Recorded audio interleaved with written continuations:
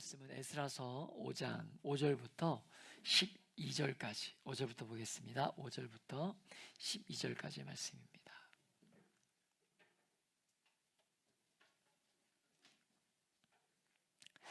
우리 돌아가면서 제가 한 절, 여러분이 한 절씩 들어 교독하도록 하겠습니다. 하나님이 유다 장로들을 불러 돌로 돌보셨으므로 그들이 능히 공사를 막지 못하고 이 일을 다리오에게 아뢰고 그 답장이 오기를 기다렸더라. 유브라데 강 건너편 총독 다뜨네와 스달보스네와 그들의 동관인 유브라데 강 건너편 아바삭 사람이 다리오 왕에게 올린 글의 초본은 이러하니라. 이 글에 일렀을 다리오 왕은 평안하옵소서.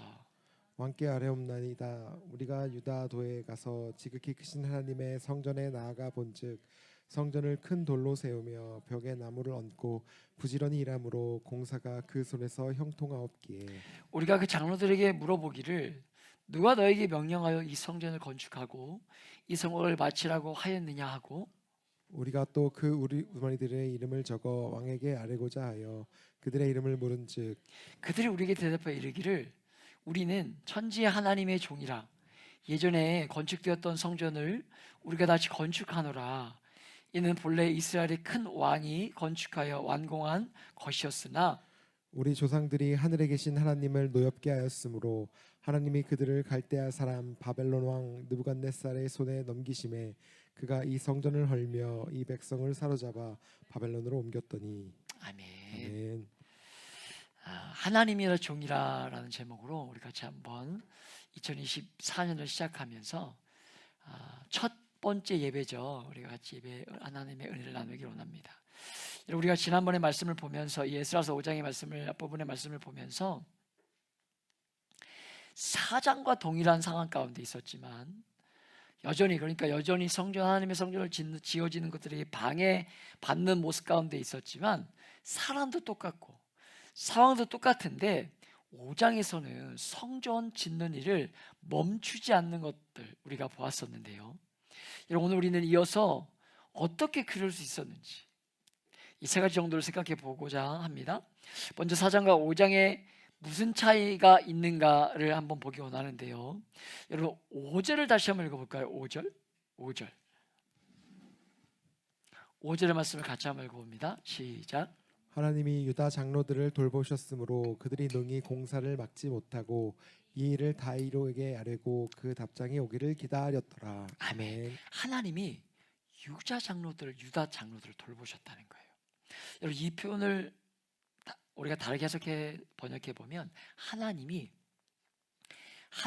눈이 장로들 위에 머물러 계셨다는 거예요. 하나님의 눈이. 여러분 사랑하는 여러분 정말입니다. 올 한 해 하나님의 눈이 여러분 가운데 머무는 그런 은혜를 누리는 삶을 살아가시길 축복합니다. 그러니까 여러분 하나님이 주셨던 마음으로 제가 계속 우리 공동체로 계속 인사하고 있지 않습니까? 하나님이 당신을 주목하고 계십니다. 이 인사말이 너무나 귀하고 은혜로운 인사말이지 않은가라는 생각들을 해보게 돼요. 여러분 이 당시에 이 바사제국의 문화를 알면 아주 문학적인 표현임을 알 수 있는데 3절의 말씀이 나오는 총독 다뜨네와 서기관인 스달보스네가 왔을 때 여러분 총독과 서기관 사람들이 뭐라고 불렀냐면 황제의 눈과 귀다 이렇게 불렀어요. 황제의 눈과 귀다, 왕의 눈과 귀다. 여러분 제국이 BC 586년도에 어디가 멸망하죠? 누구에 의해서? 땡동. 바벨론에 의해서 아수르에 의해서 북이스라엘이 멸망하죠. 그리고 BC 722년에 남유다가 바벨론에 의해서 아수르를 이렇게 정복했던 바벨론에 의해서 남유다가 완전히 멸망하잖아요. 여러분 그 시기에 그 시기 그러니까 얼마나 많은 그 열강들이 일어나면서 여러분 많은 나라들을 정복했는지 몰라요. 많은 나라들을. 그 지중해 주변에 있는 나라들을 로마가 아직 일어나기 전이었기 때문에 얼마나 많은 이 나라를, 그러니까 아직 그리스가 일어나기 전이기 때문에 얼마나 많은 그 그리스의 전신이 되는 많은 나라들을 이렇게 통치하는 시대였는지 몰라요. 그러니까 여러분이 왕이 다 그것들을 다스릴 수 없었기 때문에 이 왕이 총독과 서기관을 각 지역으로 보내면서 중요한 보고를 왕에게 하게 했다는 거죠. 그러니까 이 두 사람의 별명은 왕의 눈과 귀였다는 거예요. 그런 자들이 이들에게 와서 그들에게 누가 성전을 짓겠느냐 이렇게 물었을 때에, 여러분 에스라서를 기록하게 된 저자는요, 하나님의 눈이 장로들 위에 머물러 계심으로 성전 공사를 계속했다 이렇게 기록하고 있더라는 거예요.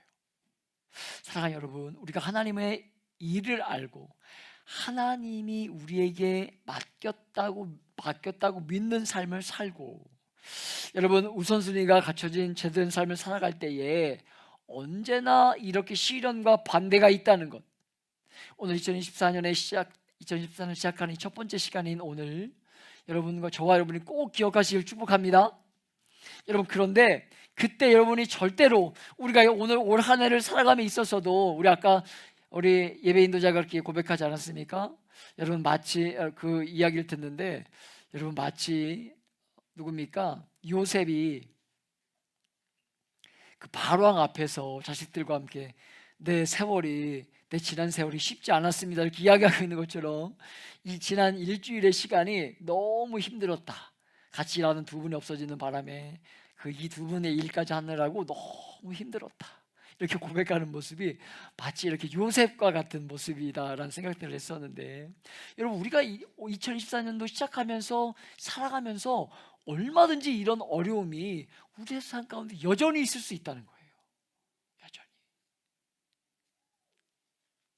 그런데 여러분 그런 자리와 마주할 때 우리가 절대로 잊지 말아야 될 것이 무엇이냐면, 황제는 눈으로 다 볼 수 없어서 귀로 여러분 다 들을 수 없기 때문에 총독을 보내고 서기관을 보내어서 보고 듣기는 하지만, 우리가 의지하고 믿는 하나님은요, 당신의 눈을 장로들 위에 두시는 분이심을 잊지 말아야 한다는 거예요.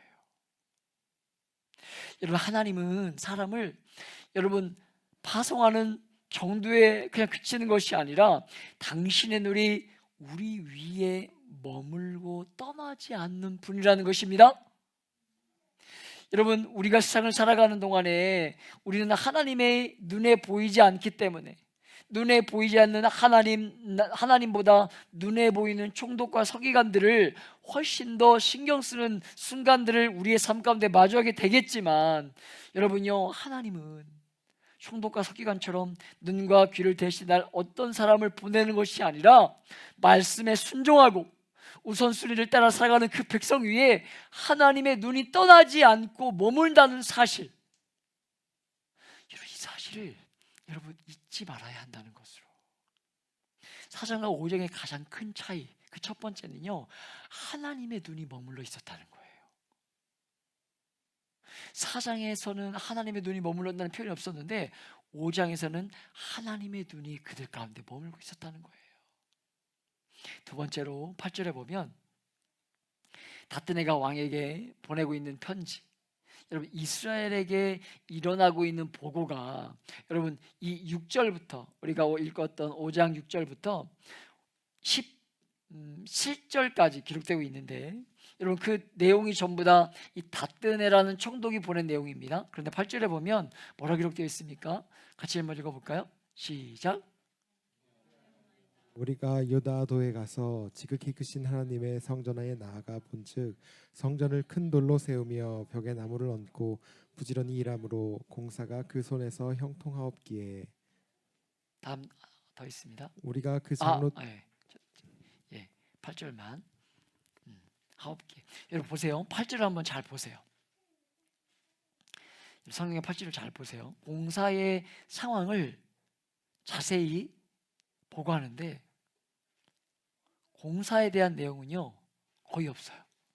그렇죠? 여러분 지금 무슨 상황입니까? 여러분 지금 무슨 상황이냐면 이스라엘 사람들이 성전을 짓는 거예요.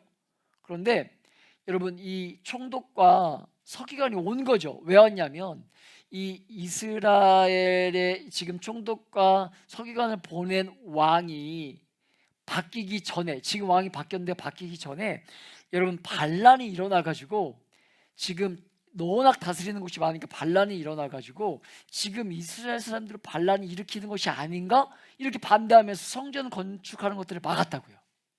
그런데 성전의 4장에서 막혔으나 5장에서는 이 지도자들이 와서 막는데도 계속 그 일을 했다는 거예요.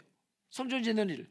그러니까 이 총독과 총독 다뜨네와 서기관이 와가지고 그 상황들을 보면서 멈추라고 했는데도 멈추지 않는 그들의 상황들을 열거해서 지금 왕에게, 본국 왕에게 편지를 보내는 거예요. 그게 지금 이 내용이라고요. 여러분, 그런데 공사의 상황을 설명하는 게 아니라 뭐라고 다뜨네가 편지하고 있는지 보세요. 열심히 일해서, 성경 말씀 8절에 보면 열심히 일해서 부지런히 일함으로 공사가 순조롭게 진행됩니다, 이렇게 편지를 쓰고 있는 거예요. 뭔가 좀 이상하지 않습니까? 성전 건축을 방해하러 온 사람들이 좀 이상하지 않아요? 해야 되는 일이 해야 되는 일이니까 의무적으로 하는 게 아니라 기쁘고 행복하게 열심을 다해 사고 있는 사람들의 모습이 너무 인상적인 거예요. 너무 인상적이었다는 거예요.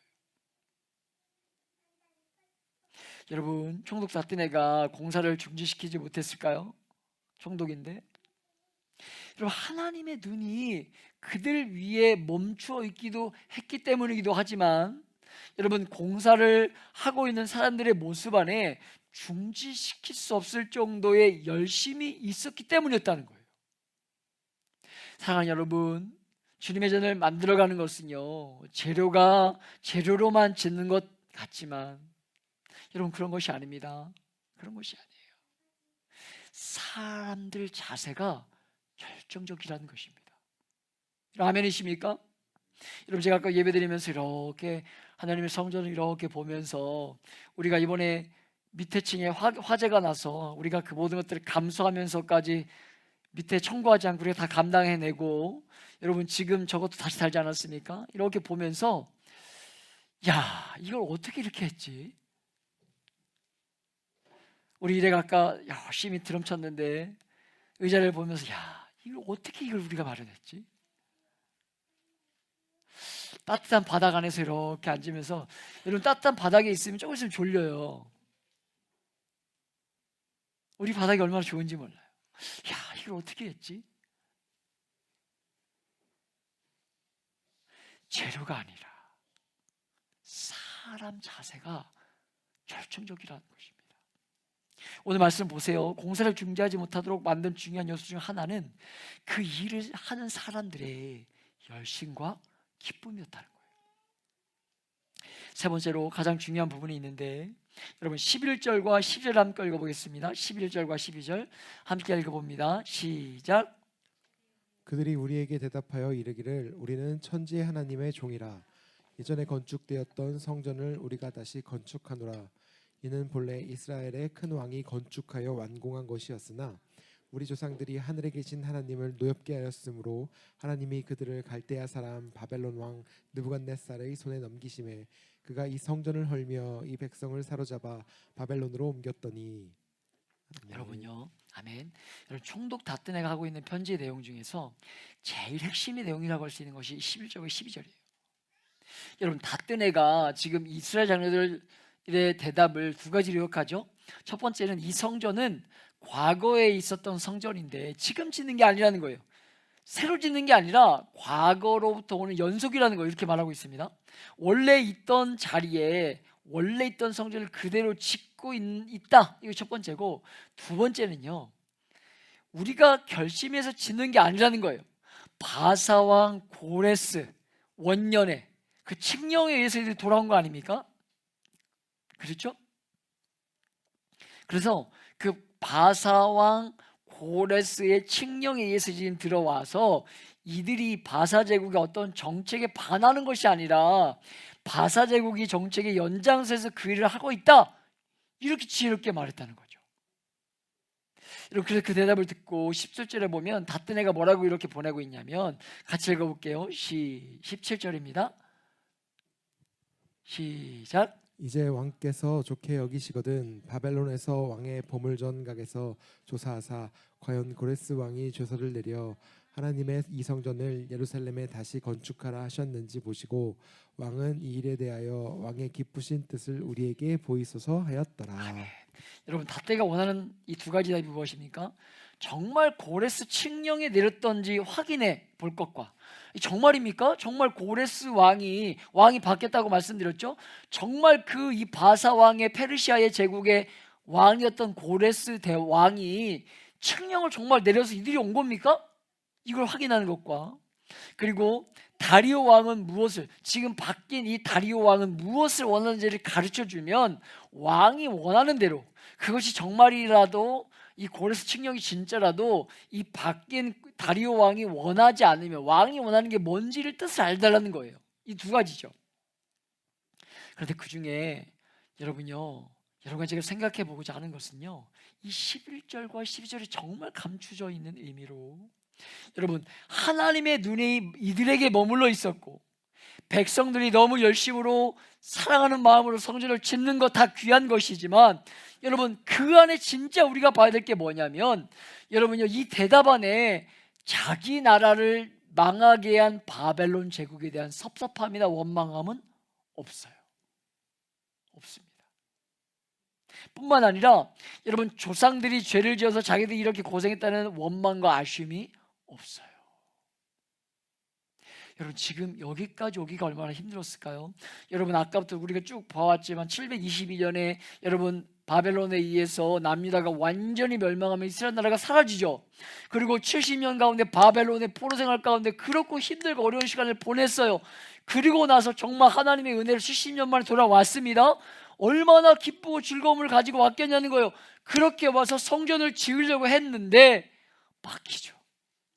친구의 얼굴로 찾아온 사람들이 방해하고 여러 사람들이 방해하면서 성전 짓는 일이 막혀요.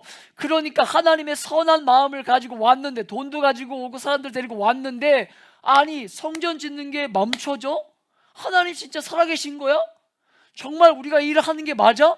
그러면서 여러분 너무나 아파하고 힘들어하던 이들이라고요. 여러분 이들 중에는요, 우리가 지난번에 우리가 에스라시를 시작하면서 말씀 나눴었지만, 여러분요 어떤 면에서 3대까지도 시간이 지났을 시간입니다. 70살이면 70년이면. 그러니까 여러분 1대, 그러니까 여기서 한 살에 끌려가 가지고 갔다 와도 70살인 거예요. 10살에 끌려갔으면, 뭔가 좀 알 법한 10살에 끌려갔으면 80살인 거예요. 무슨 말인지 아시겠어요? 그러니까 그렇게 따지면, 예를 들면 여러분요 20대나 30대, 돌아온 20대 30대는요 어쩌면 자기와 상관없는 날 할 수 있는 거예요. 내가 왜? 아버지의 집 고향인데 내가 왜? 이럴 수 있다는 거예요. 그런데 어쨌든 하나님의 명령을 따라 왔는데, 기쁨으로 왔는데 성전 짓는 게 막히니까 얼마나 그 안에 말씀드렸지만 여러분 정말 하나님 살아계신가에 대한 의심과 의구심과 어려움이 이들 가운데 있었겠냐는 거예요. 아니 왜 하나님의 뜻대로 하나님 말씀대로 살려고 하는데 왜 이렇게 어렵습니까? 아니 하나님 말씀대로 산다는데, 살겠다는데, 신앙생활 열심히 해보겠다는데 왜 하나님 이렇게 힘들고 어려운 일이 제 안에 이렇게 많이 허락하세요? 이게 어떤 면에서 인생 살아가는 우리의 모습 아닙니까? 이것이 어떤 면에서 청년의 시기를 보내고 있는 여러분의 모습이지 않냐는 거예요. 이것이 아이를 양육하면서 맞이하고 있는, 여러분 힘듦에 맞이하고 있는 30, 40대 여러분의 삶의 모습이지 않냐는 거예요.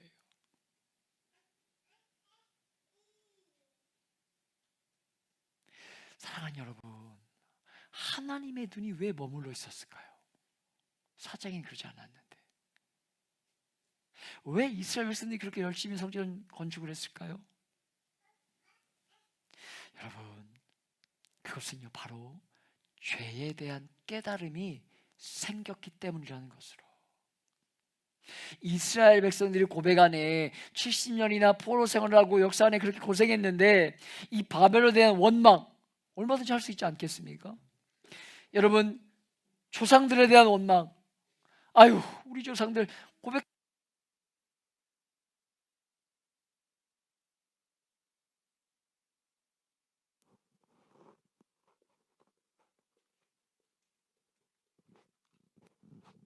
고백하잖아요. 이게 피드백이 확 달라지네요. 건전 좀 바꿔서 주시면 좋을 것 같아요. 고백하잖아요. 여러분 어떤 고백입니까? 여러분 이들이 지금 이 바벨론의 포로 생활 그리고 조상들에 대한 원망, 여러분 우리가 읽었던 11절과 12절에 보면 어떤 면에서 보면 그렇게 죄송합니다 이런 표현을 써서 뒤에서 말하면서 뭐라고 해야 될까요? 이건 적절한 표현은 아닌 것 같아요. 하지 않겠습니다. 어쨌든 조상들에 대한 얼마든지 원망할 수 있을 것 같은데, 그래서 11절과 12절이 원망하는 것처럼 보이는데 여러분 그것이 아니라, 여러분 지금 11절과 12절은요 어떤 그런 원망에서 나오는 그런 메시지가 아니라 죄에 대한 인식과 고백이 묻어나는 데서부터 나오는 고백이었다는 거예요. 사랑하는 여러분, 하나님의 백성의 가장 중요한 표시 중에 하나가 바로 죄 인식입니다. 여러분 하나님의 백성들은요 세상의 백성들과 다르기 때문에 자기를 인식할 때에 첫걸음이 무엇이어야 되냐면 죄에 대한 인식이 된다는 거예요. 죄에 대한 인식. 여러분 나는 죄인입니다. 악한 자이며 자격 없는 자입니다 하는 죄에 대한 인식. 하나님의 백성들의 자기 인식의 첫걸음이 바로 이 죄 인식이라는 거예요. 그뿐 아니라 이 오늘 이스라엘 백성들이 이 돌이키고 회개하고 회복으로 나아가는 첫걸음도 죄에 대한 인식입니다. 여러분 성도로 부름받은 처음에도 죄에 대한 인식이 중요하지만 성도가 된 이후에 구별되기로 사기로 작정한 그 이후에도, 하나님이 구별시켜 주신 그 이후에도 회복하고 하나님께로 돌이키고 하나님의 은혜와 큰 부흥을 회복할 때도 첫걸음은 죄에 대한 인식이 된다는 거예요. 죄에 대한 인식. 왜냐하면 오늘 우리가 사는 이 시대의 흐름에 여러분 어느 때보다 그것이 중요한 시대에 우리가 몸담고 살아가는지 여러분 모르기 때문이라는 것입니다. 오늘 사는 많은 사람들은 죄를 인식하고 자각하면서 죄를 자백하기보다 죄를 심리적으로 사회적인 방식으로 그렇게 다뤄내고 싶어 해요. 여러분 그래서 뭐가 발전합니까? 심리 상담이 발전하고 심리학이 발전하고. 그래서 많은 사람들이 이 죄를 짓고도 죄책감을 느끼기보다는 여러분 그것을 약화해서 설명하면서 심리학적으로 해석하려고 하면서 사람들로 하여금 죄책감에 대한 그 인식을 약화시키고, 너만 그런 거 아니야, 다 그래, 뉴스에서 봐, 강력범죄가 일어나잖아, 너만 그런 거 아니야.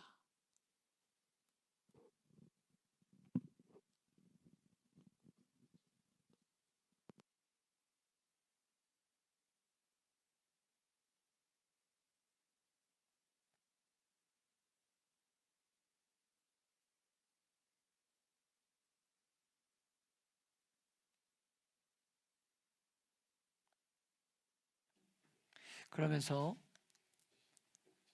자꾸 뭔가 당위성을 만들어내도록 한다는 거예요.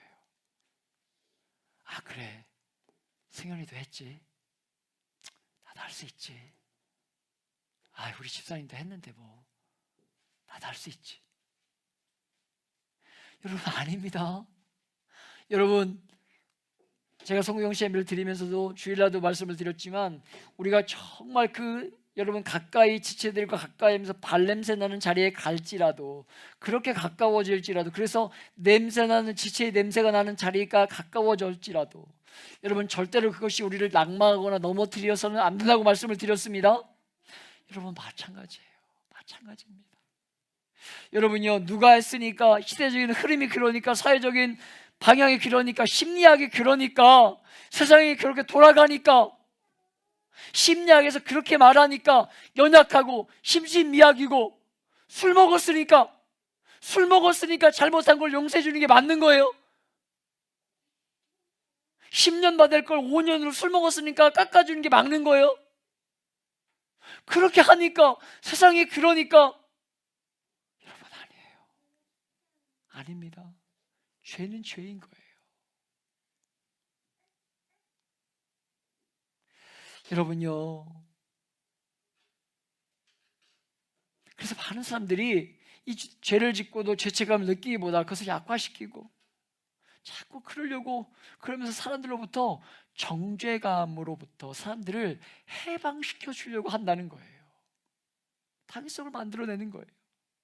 여러분, 그런 것이 어떤 면에서 삶에 이렇게 보탬이 될 법도 할 것도 같아요. 어떤 면에서 보면 뭐 집사님도 했는데 뭐 누구도 했는데 뭐. 여러분요, 사실 이전 시대는요 너무 죄책감에 짓눌려 있었던 때였기 때문에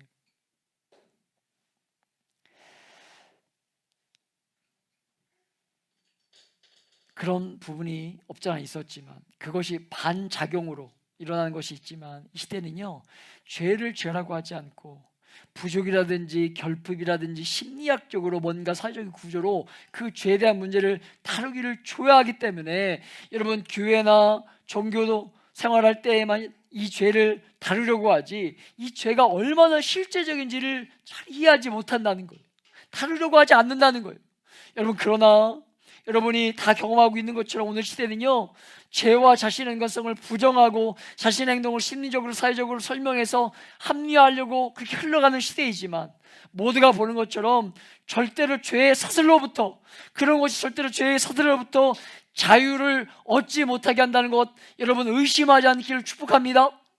여러분, 그렇게 하는 것이 정죄감을 덜어줄지는 모르지만, 여러분, 죄를 씻어주고 자유케 해주고, 죄를 어기게 하는 데는, 아무런 도움이 되지 않는다는 거예요. 죄를 이기게 하는 데는 아무런 도움이 되지 못한다는 거예요. 절대로 그런 것이. 그러니까 어떤 일들이 일어납니까? 죄가 너무 많아졌어요. 너무 많아졌어요. 사람들은 죄를 부끄러워하지 않습니다. 설명만 하고 지나가려고 그래요. 내가 이래서, 심신미약이라서, 연약해서, 내 마음이 약해서, 내가 어린 시절부터 누구로부터 학대받고 어려움만 경험해서 내 죄가 이렇게 만들어졌느라고 설명만 하려고 한다는 거예요. 여러분, 사람들은요 죄를 부끄러워하지 않습니다. 여러분, 그래서 정죄감이 들어질지는 모르지만 여전히 그렇지만 죄에 묶여 있는 거예요. 묶여 있으면서 진짜 하나님이 주시는 자유와 참된 그 자유가 주시는 참된 기쁨을 누리는 일은 일어나질 않는 거예요. 사랑하는 여러분, 성경에 말하는 죄를 다루는 하나밖에 없는 방법은요, 그것이 무엇입니까? 성경은 죄를 합리하거나 설명만 되면 문제가 없는 것처럼 여기지 않습니다. 성경이 죄를 다루는 하나밖에 없는 방법은 하나님 앞으로 가지고 와서 자기 입술로 죄를 자백하는 것이라는 거예요. 믿으십니까? 오늘 이스라엘 자손들이 고백한 에는요 바로 그것이 들어있는 거예요. 그것이 죄의 자백과 고백이 없이 죄를 합리화하고 죄를 핑계대고 죄를 설명하고 다루는 것이 아닙니다. 우리 조상들이 잘못해서 그랬어요, 우리 때문이 아니에요, 이렇게 설명하는 것이 아니에요. 여러분요, 요한일서 1장 8절을 기록하고 있습니다. 8절과 9절에 같이 한번 읽어보겠습니다. 시작. 우리가 죄가 없다고 말하면 스스로 속이고 또 진리가 우리 속에 있지 아니할 것이요 만일 우리가 우리 죄를 자백하면 그는 미쁘시고 의로우사 우리 죄를 사하시며 우리를 모든 불의에서 깨끗하게 하실 것이요. 아멘. 네. 우리가 우리의 죄 문제를 스스로 해결할 수 없습니다. 스스로 해결할 수 없습니다. 여러분, 그래서 죄인인 우리를 위해서 여러분요 그 하나밖에 없는 아들 하나님이 예수 그리스도가 십자가에 달려 돌아가신 것 아닙니까? 여러분과 저 같은 죄인을 포기하실 수 없어서, 아들 하나님을 대신 포기하시면서까지 죄인인 우리를 아들 하나님의 완전한 그 공로의 근거에서 우리를 받으시고 우리의 죄를 용서해 주시고 우리의 죄를 씻어 주시고, 그런 대속의 은혜를 통해서 죄를 이기는 방법 밖에는 길이 없는 것임을 그렇게 주님 알려주시고 열어주신 거예요. 여러분, 죄에 대한 부정이나 합리화가 우리의 죄를 용서하는 것이 아닙니다. 나는 죄인이고 나는 자격이 없습니다. 하나님, 나를 도와주세요. 구원해 주세요. 이런 분명한 자기 인식에 대해서 오는 그 죄에 대한 고백, 그렇게 고백할 때 그 영혼들 속에 주님의 완전한 대속의 은혜가 적용되면서, 여러분 정말 여러분요, 공로 없는 우리가 용서받고 죄로부터 자유해질 수 있다는 거예요. 우리에게 맡겨진 너무나 귀한 아이들, 제가 늘 이야기를 이렇게 오시는 손님들에게 이야기합니다. 이 목양실은 월요일부터 금요일까지만 목양실이다. 그리고 나머지는 우리 아이들의 놀이터다. 이렇게 이야기를 하는데, 여러분 제 막내가 아빠 하면서 달려옵니다. 목양실에 있습니다. 우리 4세 아이들이 목사님 하면서 와요. 왜 올까요? 사탕 달라고. 목사님 하고 사탕 달라고 와요. 그리고 떠나질 않아요. 그곳을, 목양실을 떠나지 않아요. 이렇게 문을 잠글 줄 알아가지고 놀이터가 그때 시작이 됩니다. 얼마나 사랑스러운지 몰라요. 그런데 여러분, 우리는 알죠. 그 안에 죄가 가득한 거예요. 여러분, 아이들이 우리 4세 아이들, 꼬맹이들 혼날 때 이렇게 보면 어떻게 하냐면 자기 잘못은 없어요. 누가 먼저 했고 누가 잘못했다는 거예요. 아니, 왜 다른 사람의 잘못을 자기가 이렇게 대신 시인해 줍니까? 누가 잘못했다는 거예요. 누가? 사랑하는 여러분, 아이들의 모습만이겠습니까? 이것이 아이들의 모습만이겠어요? 감춰져 있지만, 가려져 있지만 저와 여러분의 모습이지 않냐는 거예요. 24년 시작하는 이 복된 첫 예배 자리에서 정말 다시 한번 결단하시면서 내가 얼마나 악한 존재인지, 하나님 은혜가 아니면 절대로 살아갈 수 없는 존재임을 여러분 고백하면서, 주님 은혜가 필요합니다. 주님 은혜가 필요합니다. 이렇게 고백하고 있는 장로들 위에 하나님, 이스라엘 백성이 하나님과 함께 하셨다는 거, 그들을 보고 계셨다는 거, 지켜보고 계셨다는 거, 여러분 그 주님의 은혜를 생각하면서 여러분 그렇게 간구함으로, 결단하심으로 이 시작된 2024년을 그렇게 살아가기를 다짐하고 작정하는 저와 여러분의 삶이 되시길 예수님의 이름으로 축복하며 기도합니다. 아멘. 우리 같이 한번 주신 말씀 붙들고